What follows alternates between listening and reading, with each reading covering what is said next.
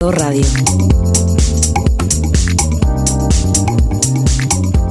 Con Copeuchi Inversiones alcancé la meta del pie para mi departamento. Y no soy experta en inversiones. Te presentamos Nuevo Copeuchi Inversiones, un sitio 100% digital para ayudarte a cumplir tus metas. Invierte en Copeuchi Inversiones desde 1,500 pesos, con bajos costos de administración que se acomodan a tu bolsillo. Es 100% digital, fácil de usar, te acompaña y tienes el completo control de tus fondos. Copeuchi.cl, el sitio donde todos pueden invertir. Infórmese de las características esenciales de la inversión en fondos, las que se encuentran contenidas en sus respectivos reglamentos internos. La rentabilidad o ganancia obtenida en el pasado por los fondos no garantiza que ellas se repitan en el futuro. Los valores de las cuotas de los fondos son variables. Es momento de avanzar en tu carrera. Estudia un posgrado de la Universidad Central.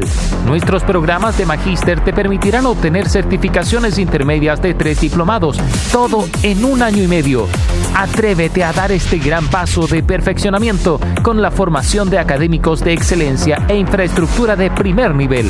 Visítanos en nuestra página web posgradosucen.cl. Postula ahora. Inicio de clases en abril. Posgrado Sucen Admisión 2023. Para los que buscan avanzar. En el Mostrador Radio continúa Al Pan Pan con Mirna Schindler. La conversación política que buscas para comenzar tu mañana.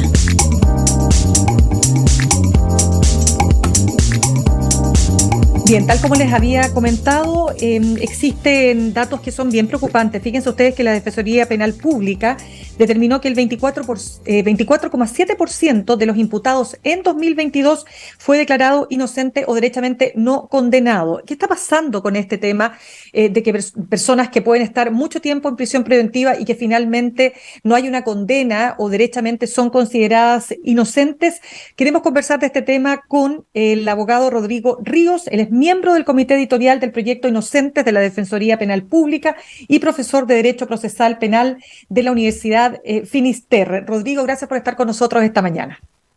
Muchas gracias, Mirna, por la invitación y también saludar a todas las personas que están asistiendo a esta entrevista. Ya, pues Rodrigo, partamos entonces con estas cifras, porque quiero entender cuál es la razón de que de 66.000 y tantas personas, ¿no es cierto?, declaradas inocentes o no condenadas, se produzca este hecho que uno dice, claro, siempre hay una posibilidad de error, pero cuando de ese porcentaje, digamos, hay gente derechamente inocente, el error es mucho más caro. Te quiero pedir que por favor nos ayudes a entender este fenómeno y por qué está ocurriendo. Sí, mire, desde que comenzó la reforma procesal penal en el año 2000 y termina de implementarse la región metropolitana en el año 2005, fue muy evidente cómo la población sujeta a prisión preventiva, que es una medida cautelar mientras se investiga una persona, disminuyó enormemente en comparación con lo que era el sistema antiguo. Entonces tenemos ahí un fenómeno muy interesante que son los primeros 10 años de la década del 2000 al 2010, donde ese impacto es histórico porque tuvimos allí el porcentaje más bajo de personas privadas de libertad en nuestras cárceles, mientras, repito, eran investigadas, a propósito de que habíamos implementado una reforma que establecía la presunción de inocencia y establecía una regla de trato en el sentido de que aquella persona que se presume inocente, lo más lógico es que no esté privada de libertad mientras es investigada. Y por eso en esa concepción, o esa nueva concepción que se implementó, la prisión preventiva era una solución completamente excepcionalísima dentro del sistema. Pues bien, ¿qué fue ocurriendo a partir de allí? El propio legislador que estableció esta reforma procesal penal en el año 2000 fue incorporando nuevas y sucesivas reformas dentro de ese Código Procesal Penal que fueron o significaron una especie de retroceso a los parámetros que tenía Chile antes de la reforma procesal penal.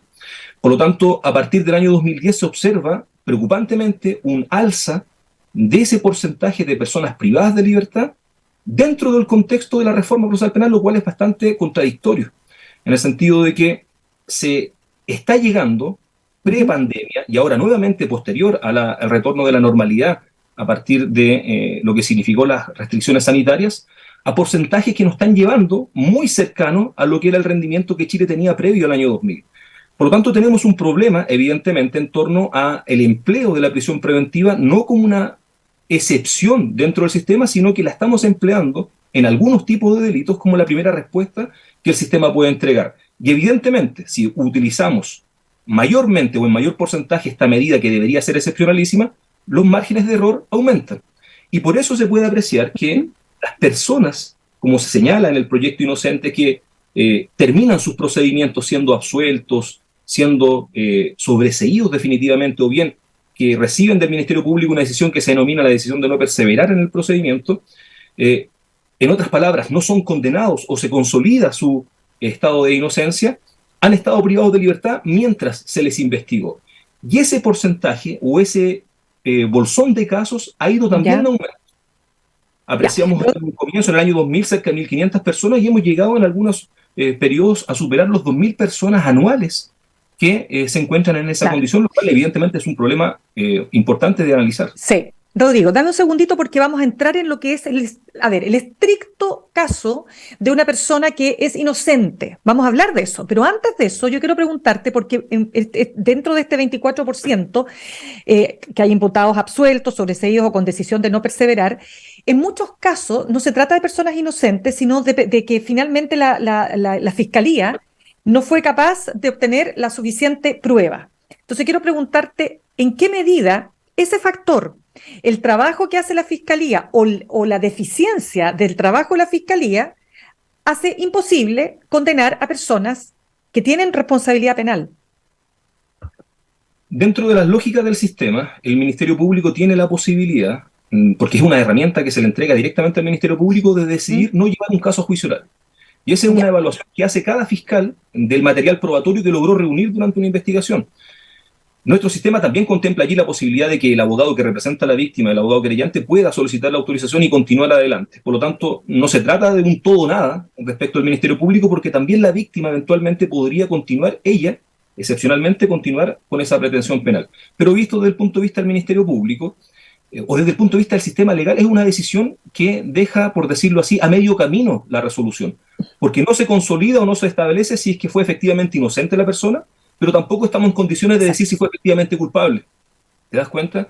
Pero allí también hay una posibilidad, y también hay que analizar el sistema desde esa perspectiva. Es posible también, en esa misma discusión, debatir sobre el sobreseimiento definitivo que establezca la plena inocencia de la persona que fue investigada. Y eso el sistema tiene esa dualidad. Es posible tener términos donde no se establezca la inocencia, y es posible tener términos donde fehacientemente se establezca la misma. Ok, pero nuevamente te pregunto, yo sé que no te vas a querer enemistar con tus hermanos o primos hermanos que están al frente, que es la Fiscalía, pero ¿qué responsabilidad tiene la Fiscalía en no tener las pruebas suficientes? Y de paso, ¿qué responsabilidad tienen las policías, particularmente carabineros, ¿no es cierto?, en no lograr las pruebas contundentes que permitan condenar a una persona? En eso la respuesta es una sola. El único responsable de la investigación en Chile es el Ministerio Público. Por lo tanto, el Ministerio Público es el director de la investigación y las policías ejecutan lo que el Ministerio Público determina. Por lo tanto, si tuviéramos que establecer quién es el responsable del éxito o del fracaso de una investigación, es el fiscal a cargo de la investigación. En eso no hay duda alguna que es así. El problema que tenemos es que, evidentemente, luego de 23 años de aplicación de estas nuevas reglas, se requiere inyección de nuevos recursos. Las policías, estamos viendo cotidianamente que no dan abasto para concurrir, por ejemplo, simultáneamente a una serie de sitios de sucesos que requieren presencia de personal especializado. Y hoy día nos encontramos con ese problema. No están dando abasto en términos de recursos humanos ni materiales para responder a esta demanda que significa, por ejemplo, una violencia con una criminalidad con mayor violencia. Pero repito, el Ministerio Público debe y es el responsable único de recabar la información que sea suficiente para sostener la pretensión penal, llevando el caso hacia un juicio oral. Y si eso no se consigue, evidentemente que no hay otro responsable que no sea el Ministerio Público. Y en ese aspecto el Ministerio Público estaría mostrando una fisura o derechamente una incapacidad. Pero también ahí hay que distinguir, en el sentido, hay casos en los cuales, independientemente que el Ministerio Público haga todo lo que está a su disposición, si no hay testigos, no hay cámaras de seguridad que hayan filmado el hecho, no hay una víctima que esté disponible a cooperar, bueno, evidentemente que se encuentran en situaciones de imposibilidad en avanzar, y por eso la decisión de no perseverar puede significar allí una solución o una salida que el sistema entrega para descongestionar también la carga de casos que tiene el Ministerio Público. Y las cárceles, de hecho, sea de paso, pero ese es otro tema. Rodrigo, déjame preguntarte ahora por las personas inocentes. Yo quiero graficar esto en la siguiente historia. Nardi Rivera es una joven boliviana que fue detenida en la frontera luego que un test rápido de drogas indicara que llevaba cocaína en 3 frascos de productos cosméticos y que tras pasar 6 meses, escuchen bien, estuvo 6 meses encarcelada. Y esto me parece extremadamente relevante. Un informe del Instituto de Salud Pública estableció que lo que portaba no era cocaína. ¿Saben lo que era? Era un producto para el pelo llamado queratina. Y yo me pregunto, Rodrigo, ¿cómo es posible que una persona esté 6 meses esperando que un instituto de salud pública le dé finalmente con su veredicto la libertad? Te lo digo en términos para que se entienda, ¿no? O sea, sin ese informe no estaría libre. ¿Cómo se explica este caso que representa otros casos? Sí, este es un caso que valga señalar, forma parte del proyecto Inocente. Es un caso que el comité del cual formo parte analizó y de hecho es relevado y es mostrado a la comunidad para mostrar también no solamente el análisis del caso en concreto, que es bastante brutal, de acuerdo a lo que tú señalas, sino también para hacernos reflexionar también de una serie de otros aspectos que el sistema hoy día está mostrando ciertas falencias. Por ejemplo, la demora de los servicios públicos en entregar una opinión pericial para establecer si hay o no un delito, va de la mano en este caso de la gravedad que significa estar privando de libertad a una persona totalmente a la espera de ese resultado. Y lo que tiene aquí también, lo que se cruza en este caso, es el hecho también que está el perfil también desde el punto de vista de que la imputada es una imputada de nacionalidad extranjera. Por lo tanto, allí muchas veces el sistema, de acuerdo a lo que señalé anteriormente, entrega como primera respuesta la prisión preventiva, en el sentido de que no está disponible a utilizar otros mecanismos de cautelares personales de menor intensidad para asegurar, por ejemplo, que esta señora pudiera comparecer a las actuaciones futuras del proceso, teniendo en cuenta que tiene irreprochable conducta anterior, pero su única diferenciación, por decirlo así, de otra hipótesis porque es extranjera. Y bajo esa lógica, por la imputación de un delito que sería grave, entre comillas, porque se le imputó inicialmente la posesión de droga, pues bien, la respuesta, repito, es automática, prisión preventiva. Claro, uno podría decir a buena hora que el Servicio de Salud Pública o el Instituto de Salud Pública entregue una respuesta y las instituciones funcionarían, pero el punto a reflexionar es esperar 6 meses para adoptar esa decisión. ¿Pudimos haber tomado otra medida cautelar personal de menor intensidad que ante el posible margen de error nos permitiera no infraccionar de tal magnitud ese derecho a la libertad de esta persona? La respuesta que el sistema entrega es que sí, es posible. Tanto es así que... Perdón, dígame. Sí, no, es que ahí tú entraste en un punto, por eso yo decía, yo puse el ejemplo de esta ciudadana boliviana, porque creo que o sea, aparte porque es brutal, ¿no? Una persona 6 meses detenida porque portaba queratina, o sea, es que es una cuestión increíble, pero ahí te quiero preguntar, ¿cuánto pesa el sesgo de clase social, el sesgo racial y el sesgo de nacionalidad en las decisiones que se toman finalmente en los tribunales de justicia en Chile? En este caso, yo sumaría a la descripción que tú haces la imputación por delitos de la ley 20.000, en este caso tráfico de drogas. Esa combinación, en cualquier imputación que se sostenga hoy en día en Chile, es sinónimo de prisión preventiva en la primera audiencia a la que enfrenta un imputado con esas condiciones. En eso no hay margen para constatar que el sistema se comporte de manera diferente. Por lo tanto, allí está la importancia de este caso, y por eso el proyecto Inocente lo levanta y lo muestra a la comunidad para hacernos reflexionar si es que es posible tener soluciones también alternativas a esta forma de comportamiento que hoy día parece que fuera absoluto. En esa combinación de características que tú señalas, hoy en día la raya para la suma es igual a prisión preventiva. Y por lo tanto, solamente en la medida que esperemos que posteriormente se logre acreditar lo contrario, recuperará su libertad. Claro, me podrán contraargumentar, decir, bueno, la gran mayoría de los casos no ocurre eso, y se confirma que efectivamente se trata de droga. Perfecto, pero la idea también es reflexionar que aunque sean pocos los casos en que esto ocurre, no podemos hacer vista ciega ante esa realidad y tenemos que dar sentido también a las propias reglas que el Código Procesal establece, que la prisión preventiva nos señala es la última herramienta a la cual recurrir. Sí, pero hay un sesgo, te vuelvo a preguntar, y no solo en relación a este caso, hablemos en general. ¿Hay un sesgo de clase social? ¿Hay un sesgo racial? ¿Hay un sesgo que tiene que ver con la nacionalidad del imputado? Y confirmo lo que tú señalas, adicionándole cuando se imputa además delito de tráfico de drogas. En ese sentido se aplica una respuesta altamente represiva por parte del sistema, donde el sistema no está disponible a reflexionar sobre otras posibilidades de menor intensidad. Por lo tanto, allí se conjuga un escenario que es completamente perverso para aquel que ingresa allí, porque no tiene finalmente lo que sería la lógica del sistema, que se le presume inocente, sino que el sistema partiría allí, y en este caso me hago cargo de lo que señalo, partiría casi como si fuese presumido culpable desde el día 1.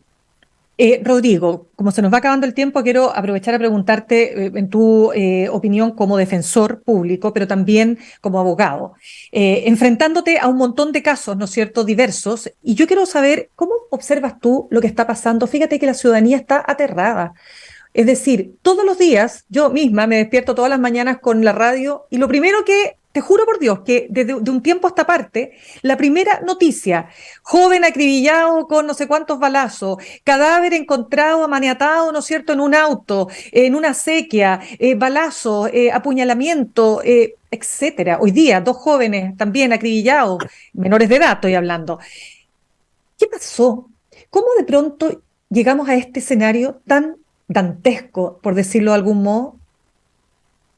En esto hay varias opiniones, incluso de ex directores de unidades especializadas del Ministerio Público, que señalan que las alertas que se tuvieron en su momento no fueron consideradas o no se les dio quizás la importancia que requería para ir adoptando tempranamente respuestas como Estado, respuestas como órganos persecutores o respuestas a nivel de las policías para enfrentar un fenómeno que era evidente que iba a llegar a nuestro país.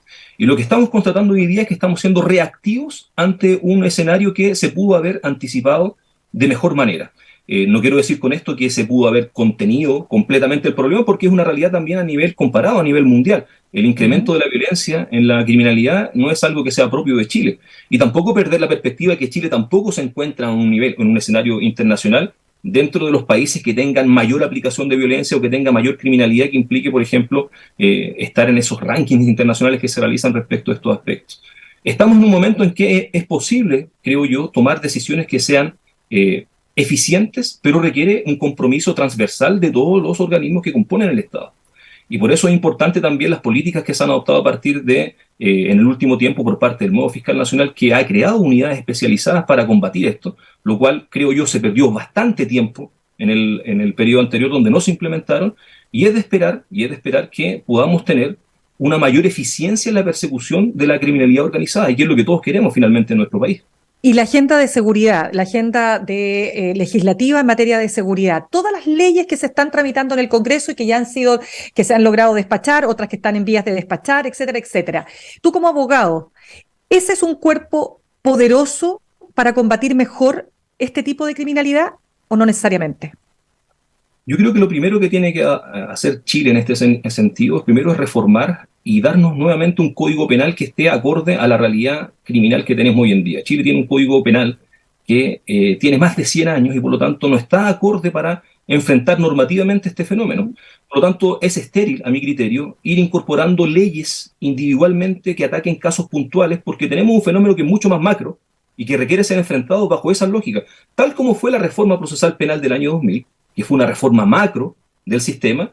Lo que debe enfrentarse ahora a nivel sustantivo, a nivel de los ámbitos de las penas, de los delitos, como se tipifican, debe ser también una reforma sustancial que abarque todo el fenómeno. Y bajo esa lógica, creo, repito, que es un error apuntar a partir de leyes particulares como se está haciendo, porque finalmente dan cuenta después de un escenario que es completamente descoordinado en términos de que en algunas leyes se establecen determinadas cosas, dificultades de interpretación con otras leyes que ya están dictadas con anterioridad. Y eso absolutamente da cuenta de un impulso o una impaciencia del legislador de no asumir esto como un problema de Estado. O sea, se ha legislado a matacaballo.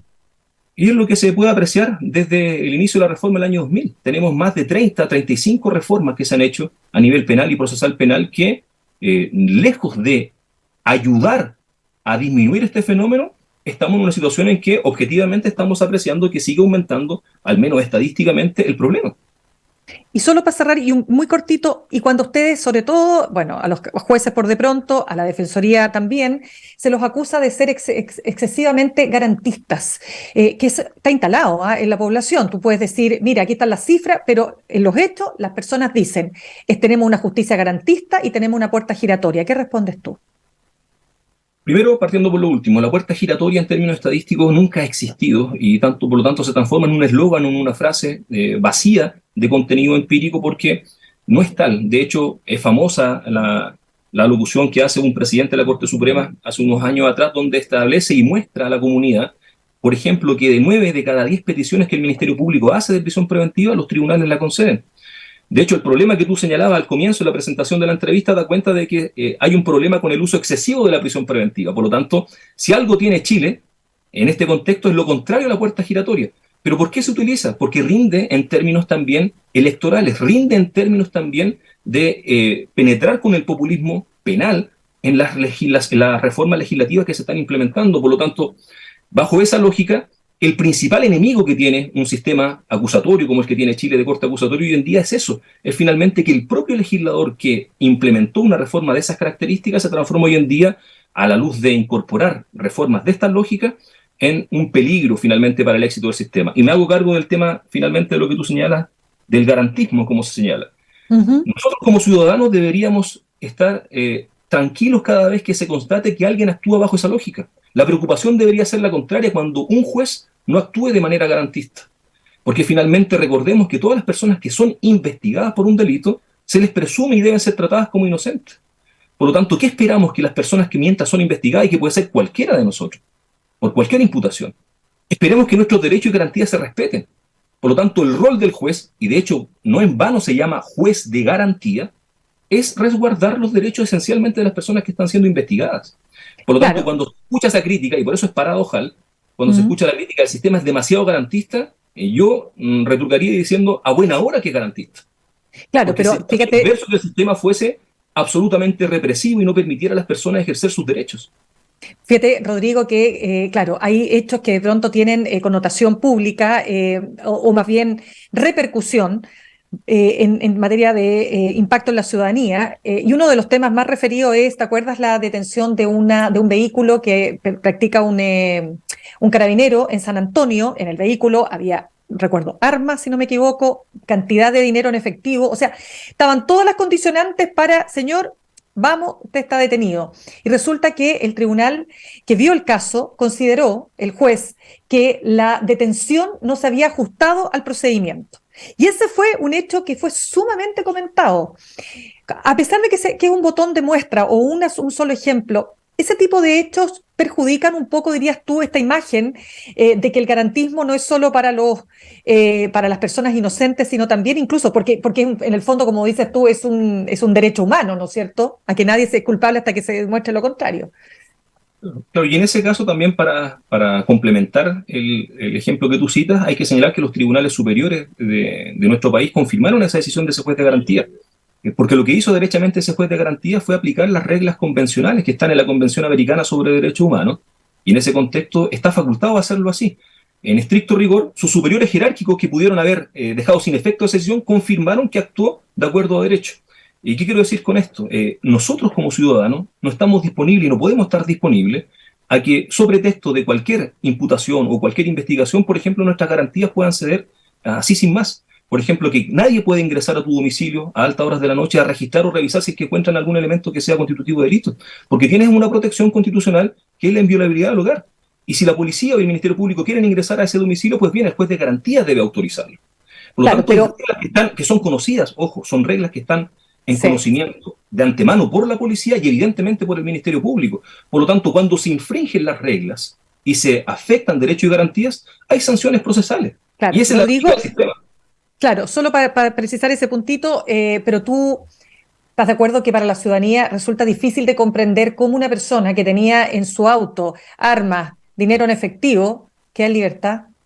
Sí, y tú das en lo que a mi criterio, y eso es lo que vengo yo reclamando desde bastante tiempo, das en la tecla clave del problema: la falta de legitimidad del sistema penal y procesal penal en la comunidad. Y no es un problema de la gente, no es un problema de la ciudadanía, es un problema del Estado, con todos sus organismos, que no ha sido capaz en 23 años de permear en la comunidad el convencimiento de que las reglas que tenemos hoy en día son las mejores disponibles como ciudadanía en un Estado democrático de derecho. Por lo tanto, que la gente hoy día, las personas, se sientan decepcionadas del sistema, no es una crítica a las personas, es una crítica a que el sistema fracasó y sigue fracasando en transmitir, en educar, desde que los niños van al colegio, en hacerlos partícipes, convencerlos de que son sujetos de derechos, y a partir de allí tener ese convencimiento, cuando sean adultos, de analizar de manera crítica la comunidad, la sociedad en la cual viven. Y hoy en día tenemos esa falencia y estamos pagando claramente, de manera bastante grave, ese error o esa falencia u omisión que el Estado ha tenido durante todo este periodo. Bien, Rodrigo Ríos, miembro del comité editorial del proyecto Inocentes de la Defensoría Penal Pública, profesor de Derecho Procesal Penal de la Universidad Finisterre, muchas gracias por estar con nosotros esta mañana. Muchas gracias a ti, Mirna, por la invitación. Buenos días. Que estés muy bien. Que estés muy bien. Nosotros cerramos nuestro programa. Los dejo junto a Fran Castillo, juntos y revueltos. Nos reencontramos mañana a las 8 en punto aquí en Alpampan en elmostrador.cl. Copeuch Inversiones, el sitio donde todos pueden invertir, y Universidad Central, 40 años formando personas, presentaron Al Pan Pan.